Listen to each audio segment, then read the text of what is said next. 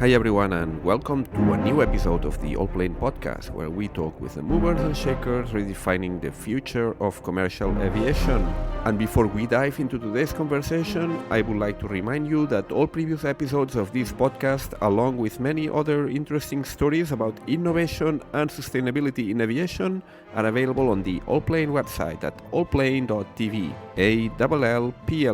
Allplane.tv. And I would also like to invite you to subscribe to our newsletter, which focuses on sustainability in the aviation industry. You can find the subscription link right on our website. And now it's time for today's episode. Today we're going to talk about a technology that has been making headlines these last few years. I'm talking about blockchain and tokenization. And in particular, we're going to talk about how this technology can be applied to the field of engine and aircraft leasing. Our guests are Max van der Griend and John Kristoff, who are respectively VP and Senior VP Corporate Communications and Investor Relations at Forum Markets. Now, Max and John operate at the intersection of the financial and technology worlds. They're linked to the aviation industry, and what I think makes their project so interesting is the approach they have taken using tokenization and Ethereum blockchain to open up the aerospace leasing market to individual investors. At this point, it is my duty to tell you that what we're going to discuss in this episode of the podcast is not investment advice, and it is for informational purposes only. So, back to the topic of the episode. How does it work? Well, John and Max are going to explain it in more detail, but basically, what Forum Markets has done is to create a fund that invests in the acquisition of aircraft engines, which are then leased to airlines that then make regular payments to be able to use those engines to power their aircraft. So a leased engine is basically an asset that produces a cash flow. So what we typically would call an asset-backed security, just like a mortgage. And just like mortgages, they can be securitized and sold to other investors that then get access to those cash flows. And this is where things get interesting, because what Forum Markets has done is actually to tokenize those engine cash flows using this Ethereum blockchain. And then it lets individual investors, with some caveats that we will soon discuss, get a piece of the action by investing as little as $1,000. So this is quite a novelty, because engine and aircraft leasing is an industry that was until now in the hands of a relatively limited number of players. But since I don't claim to be an expert in finance or in blockchain, perhaps it's best that I shut up now and I welcome John and Max to the podcast. Hello, how are you guys doing? Doing well. Thank you, Miguel. Well, thanks so much for being here. Today we're going to talk about something which is quite interesting because of the novelty of it all, which is basically how you can apply some of the, let's say, new technologies, tokens, blockchain. How can you apply that to engine finance, and what sort of implications can this have for the market? I think maybe best is if we start with a quick introduction about who you guys are, what are you guys doing, and basically how you put together this very interesting concept. Absolutely. And thank you for hosting us today. We're excited to be here. So my name is John Kristoff. I'm Senior Vice President of Corporate Communications and Investor Relations for Forum Markets. I've been with the company since middle of October of last year, so several months now. And I have almost 35 years experience in financial technology, fintech companies, where I spent the vast majority of my career on both the marketing and communications and investor relations functions. And I came to Forum because it's a very novel company. And I believe that tokenization is going to be the next massive change for the capital markets. And having been involved in electronic payments, dating back to the early 90s and seeing, the transformation that can take place, I was very excited about the opportunity to come here. I'm Max van der Griend. I'm VP of Finance at Forum Markets. I joined the company back in the fall, in about October. Prior to joining Forum, I had extensive experience in private equity operations and investment, and myself, like John, I joined the team as I saw the same opportunity with the way that tokenization is going to disrupt the financial markets. I think that there is incredible opportunity here, and I saw what we were building and was excited to join the team. So This is a technology that has been making headlines for a number of years already. It's become obviously very prominent in certain segments of the finance industry. But what caught my attention is that it's being used to basically to securitize assets in aerospace. And that has some interesting implications for investors that want to get exposure to this market, but also for the operators themselves. And well, before we start, just the usual disclaimer: we are not giving financial advice here. This is just we are trying to give an overview of this new way of financing engines and potentially aircraft as well, and to understand how this market works. So please tell us a little bit more about how you guys are tokenizing aircraft engines. Yeah, let me start at a high level, and then Max can explain the mechanics and some of the technical aspects to it. But our CEO and our CFO have a substantial experience in the aerospace industry. Both of them worked at Bridger Aerospace and at another defense company prior to that was involved in the aerospace industry. And so that's kind of our connection to this particular industry. Now, our company was founded on the premise that Ethereum as a blockchain has utility, and we're able to leverage that blockchain to potentially displace inefficient, expensive processes and players from the legacy securitization process that really hasn't changed in decades. And so we saw that blockchain technology as an opportunity to come in as a new entrant and say, hey, we can do this better, faster, cheaper. And in the process of doing that, we can provide access or democratize access to these assets to a much broader group of people. And so that's what our objective is. And the aerospace connection is basically the experience of some of our senior executives and some of our board members. Max, why don't you talk about kind of how it works, how we bring these things on chain, and our first token that's already out there now. Let me just make a parenthesis here. Basically, you are taking an industry that has been around for a long time, and you are changing the way that the people looking for capital and capital match, right? Yes. Just let's look at how it works now and how it works with your system. Let's say you have airlines, for example, that use engines. Airlines might be leasing the aircraft and the engine separately. That's right. We tend to see them as a one big entity, but the engine and the aircraft might belong to different companies, and the airline is leasing them separately. And then you have a market where you have leasing companies that are renting these engines to the airlines. So how does this market work at the moment? Who is involved, and how does the value chain look like?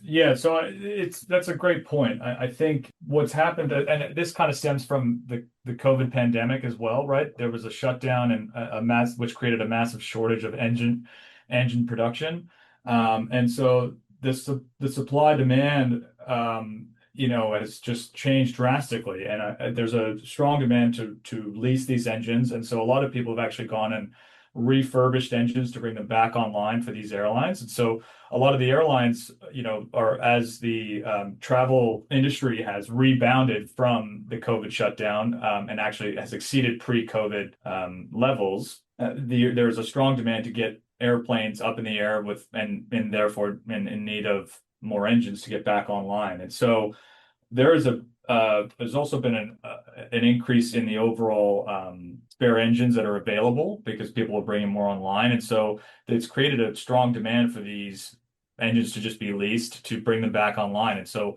we have a strategic connection through our CFO and CEO where we can source some of these engines and bring them online. And we actually go and acquire the engine, put it into an entity that, is its sole entity, and we can then tokenize the interest in that engine and then share the revenue participation that we get from the major carrier that leases the engine. And so traditionally, if you look at the leasing space itself, it's typically been only available for institutional investors with higher minimum investment quantities, 10 million, 20 million. In us going out and acquiring these engines, we can basically democratize that opportunity and give the average retail investor the opportunity to invest in a asset-backed security that's, secured by a very, AAA rated lease And so it's a great opportunity for the average person to be able to invest and make a good yield on their investment. Yeah, because basically, And there's only, I'm sorry to interrupt, there's only a go ahead. $1,000 minimum. Yeah. So the tokens are $100 a piece, and there's a minimum of 10 tokens. So to Max's point, we're taking a historical minimum investment in the millions of dollars, and we're boiling that down to $1,000 so that just about anybody could participate. Because basically an engine is basically the underlying concept here is that the engine is an asset that is generating cash flows on a regular basis. So as long as you have these cash flows, you can securitize them. You can create a cash flow generating security. I don't know if that's a right technical word for it, but that can be traded and can be invested in. And I should add also, the engines themselves have quite a decent value at the end of the lease cycle, because the parts, as you're probably familiar, these engines get parted out at the end of their life, and those parts have quite a high value to be used on other engines. And so we have a great relationship with our resource where we source the engine, we can then sell it back to them at the end of the life. So that also creates value for the token holder, because they're not only earning revenue on what they invested, but at the end of the life cycle, they also get a portion of whatever we sell that engine for parts. And I guess in the last couple of years, we've seen quite a few issues globally with engines, with different separate engine technical issues that have affected numerous airlines and has been really, really impacting operations at many airlines worldwide. So engines and the availability of these spare parts have become really, really essential for having access to engines have become really, really essential for many airlines just to be able to continue operating normally. So right now, who is involved in this value chain? So you have an airline, you have then the company that has financed this engine, could be a leasing company. I don't know if there are specialized operators or it's just the same leasing companies that would lease you the aircraft, would lease you the engine as well. Do these companies do any sort of securitization for institutional investors, as you mentioned, or this is something that you are introducing here into the equation? Yeah. So traditionally in the U.S., there's a couple leaders in the space that specialize in engine leasing, or call it aircraft related leasing. And so we've got a strategic partner that we can source engines through, that we acquire the engines, and they have great relationships with the major airlines. They're, essentially, if you think about the flow, these airlines are constantly looking for new engines to keep the planes in the air, and there's a number of leaders in the space that either own engines or have access to engines that are across the world. They then have to also manage bringing the engines, performing the maintenance, the retrofit to get the engine back online. And so we've found a strategic partner to help us with that, and then we were able to source that engine, and then we also pay that manager to help us manage it, and then we also have other connections in the space to help us, source additional engines or to help introduce us to people that need engines. But overall, I mean, I think the market right now is pretty strong. It's about 11 billion. If you look at just the engine leasing market alone, we are expecting it to grow at a rate of 7% a year, and so there's going to be a continued demand to find or source more engines. And I think what we do is we've got a partner that can help us do that. And then there's also a good demand to part out the engines at the end. And so they help us maintain the engine while it's on lease. They help us negotiate leases or find another lessor or lessee to take on the engine. And we are able to be the middleman where we provide the financing to acquire the engine.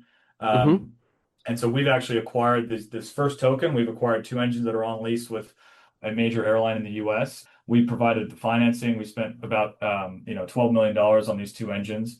You created a fund specifically for that, right? Yeah, it's just a simple entity. And again, because these are assets that are on lease with a specific airline, they need to and because we're also tokenizing the interest in those, we have to keep it within one specific entity. But it's just a simple entity that we spun up. We've got insurance, we've got accounting, compliance there, and then also we've got a maintenance carrier that helps us maintain the engine and will help us resell the engine at the end of its life. And then what we are is really just the strategic financial partner that can help provide the capital to acquire the engine and then build the infrastructure to tokenize it. And so when you focus on the tokenization aspect, we've made a strategic investment in a company called liquidity.io. It's an alternative trading platform that's got the SEC license to list and trade crypto securities, things of that nature. And it's a pretty limited license in the US. And so we have partnered with them. We made an investment in them to tokenize these assets on their trading platform. And so that gives us the ability to basically list these tokens on their platform, and so that any accredited retail investor can go and sign up for their platform and acquire the tokens. And then every month we'll be making distributions of their pro rata revenue through the token platform. Okay. You kind of anticipate what I wanted to ask you about. So basically, you created the fund, you invest in these engines, then you lease them out, you get these cash flows, and then you create these tokens that can be acquired by individual investors. They need to be accredited investors, though. That's an important point.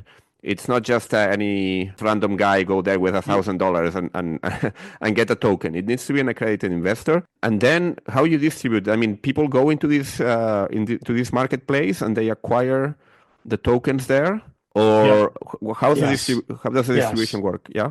So they sign up on liquidity.io. They sign up to the platform.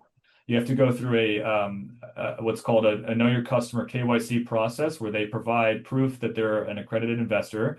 And I should note, for this initial offering, it's a Reg D 50C offering, which is just a type of US SEC offering that requires them to be accredited. Our long-term goal is to also get to the retail investor that doesn't necessarily need to be accredited, but that's a separate mission of ours.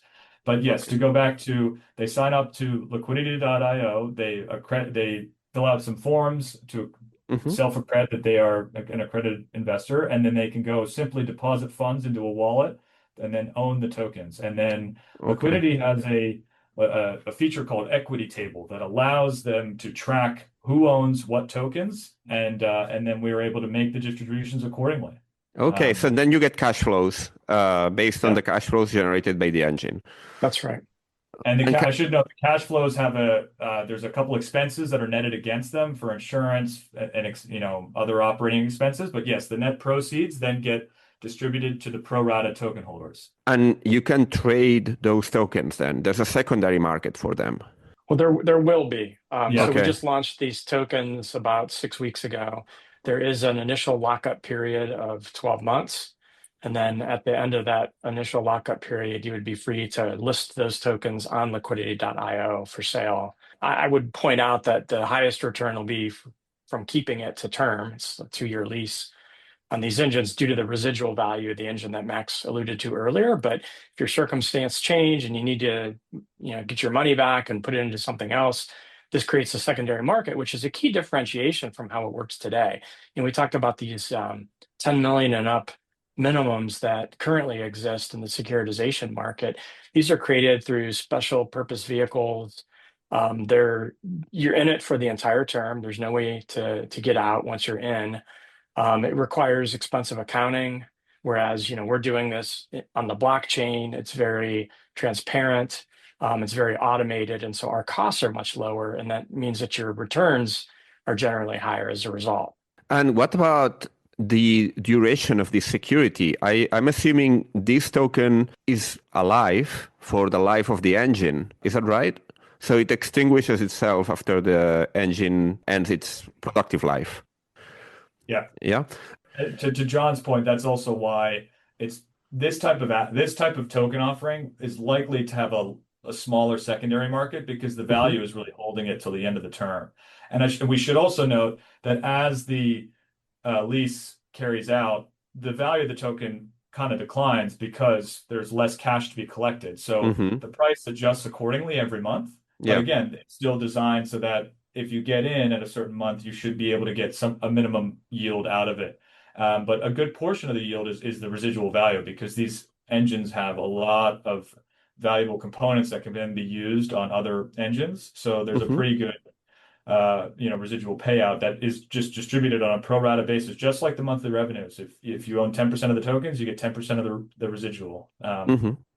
And you launched that 6 weeks ago. One of the things that caught my eye and why I thought it would be a good idea to have you here on the pod is that I think that's quite a pioneering thing. Can you please put this in context? Are you guys the first to do a token securitization of an engine, or has it been done before? I didn't have a previous reference of it, but of course the wall is very big, so I don't know if that's the case. Are you really the first ones in the world, the first ones in the US to do that?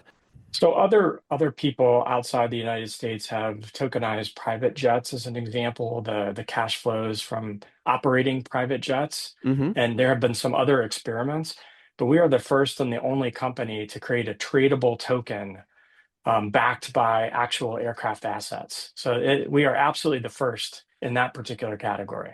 Okay. And why would you say is this is the case? Because I mean, tokens have been around for a while. I mean, all the crypto blockchain economy has been booming the last decade. Why it took so long to apply that to something that apparently it looks like a relatively straightforward conceptually? Do you have an asset that generates cash flows, is globally traded, et cetera, et cetera? I think a lot of it comes down to regulation. Mm-hmm. Previously, what we're doing here, Miguel, is we're really connecting the traditional financial world with decentralized finance. So the things that you're talking about existed in the DeFi world. You have various tokens, you're not really backed by anything. You have NFT tokens and then USDC kind of tokens. And now we're getting to the point where, okay, from a regulatory framework perspective, we have this exchange now, which could not have existed 18 months ago, just due to the regulatory framework and the amount of time it took to set up liquidity.io to get that digital alternative trading system license, the broker dealer license, the know your customer, all these things you have to do to put a regulation D offering into a tokenized product. That just didn't exist previously. And so we're very early based on, the regulatory environment being more favorable and frankly, more of the traditional financial world now starting to accept Ethereum and other blockchain platforms as an alternative to the traditional way of doing things. And so I think that's why you haven't seen it until now. It was very time consuming to set this up from a regulatory perspective. And we're really excited about it. Mm-hmm. And just to put it in perspective, today, like for example, I have a high yield savings account that I just use to rotate money in and out of $5,000 minimum, and it pays like 4.25%. I bought $5,000 worth of this engine token 6 weeks ago, and I'm getting, if I hold it to term, I'm expected to get 11%, and it was only $1,000 minimum. And so it's a pretty compelling investment if you think about it that we're bringing to market. And today, as Max said, it's only accredited investors, but eventually we want to be able to offer this to an even broader segment of the population. So we think it's an exciting new offering for people. Mm-hmm. Yeah, actually, you mentioned some numbers there. I wanted to ask you precisely that. I mean, how much of let's say, a high yield asset this is, how it compares to more conservative type of investments? Yeah. So Max, you want to talk to the financial aspects of the token itself? It's expected to yield approximately 11% of held to term. Yeah. It's again, it's based on indications of the cycles left in the engine, the average utilization by the actual carrier. We think it could yield, close to 11 or 12% overall if you hold it to term. And again, that includes the residual payout. So from our perspective, it's a great asset to put some money in and just collect monthly revenues, and then ultimately get a decent chunk of the actual residual payout at the end of the term. And for us, it's just, we think we've spent a lot of time putting together or engineering the legal structure so that we can provide an asset that the token investor feels comfortable putting money in. We wanted to make sure that they feel that it is collateralized by the actual engines themselves. And so we spent quite a lot of time and quite a lot of money with our legal team to really build out the infrastructure here so that we can create a compelling asset so that people feel comfortable putting money into it. What about the risk? How you quantify that? Because we all know airlines come and go, and even if the asset is tradable and can be used by pretty much any operator, there might be occasions in which an operator just goes bust, that engine doesn't produce for a period of time, and so on and so on. So how you quantify that? How you mitigate Yeah. it? Yeah, so we mitigated the risk through really only putting these engines on lease with a top tier, we're talking one of the top 5 airlines in the US that, if it goes bust, the whole industry won't do well, to be frank, because it's one of the top tier and it's AAA rated. And so that's from our perspective, we don't want to be playing with some of the lower tier aircrafts or airlines because there's too much risk. But in terms of also, I think from our perspective, we put together a financial model which actual investors can go into the landing page of the token. You can see an Excel financial model, which would, it projects the revenues that get earned based on average cycle utilization, hours used for standard airlines, single aisle aircrafts in the US. And so from our perspective, we took what historical numbers were for this type of aircraft and this type of engine. We knew the cycles that are estimated to be available or left on the engine's life, and we can project out the cash flows from there. Okay. The operator I is was just going to say, rated. yes. The operator is let me rated, but just, not the asset, right? that's correct. Because the operator or pays the lease, right? That's the Yeah. source of the cash flows. And as Max said, this is one of the largest and most profitable airlines in the world. It is actually one of the top 3 legacy airlines in the US. This is not one of the econo carriers that may not have as good of a financial rating. And the other thing is that we're dealing with the exclusively in the CFM56 engine. So this is used on almost every twin engine aircraft, including the Boeing 737, is the highest demand engine.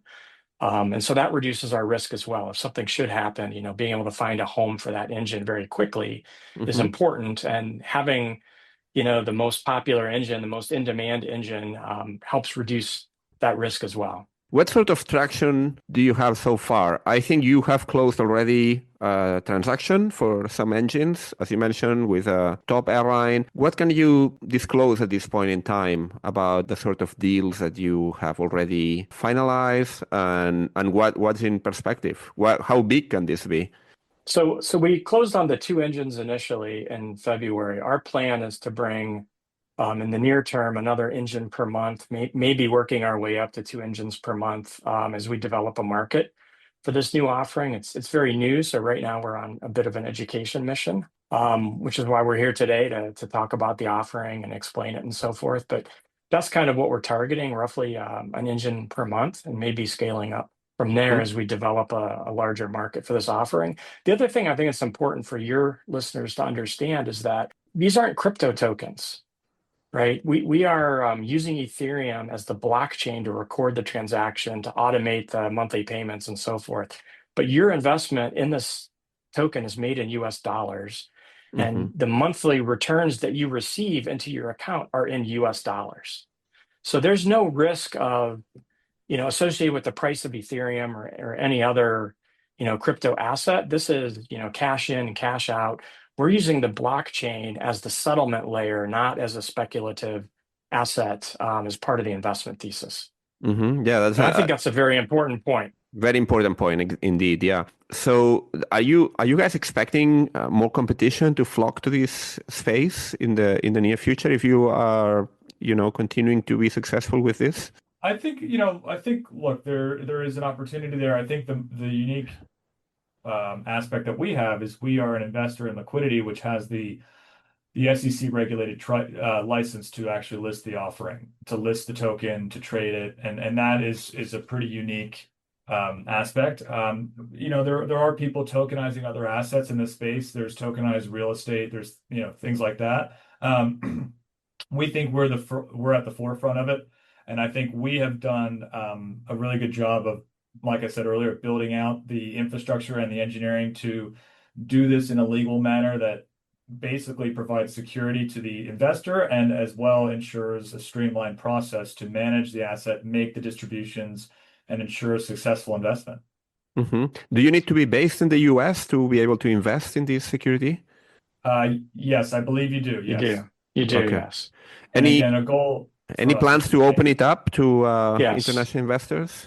Yes. Yes, we should. I should provide additional detail there. The reason it's U.S. only right now is that was the quickest way to market for us while still providing us a good asset. Our long-term goal is to make sure we can build out the infrastructure to have, worldwide access. It just takes a bit more time for that. That's clear. So people in the US, which are actually the majority of the listeners, I think, that wish to learn more about this type of security, where should they go? Should they go to liquidity.io or to, you have another website explaining it? Tell us a bit more about the platforms that are available for, basically for education, but also to maybe check what are the conditions and all that. Absolutely. So our company website has a lot of information about not only the aircraft token, but other vertical markets where we're tokenizing assets such as car loans, manufactured home loans, and other assets going forward, other asset classes. That is forum-markets.com. To learn and to perhaps even purchase the aircraft engine token, you would go to liquidity.io.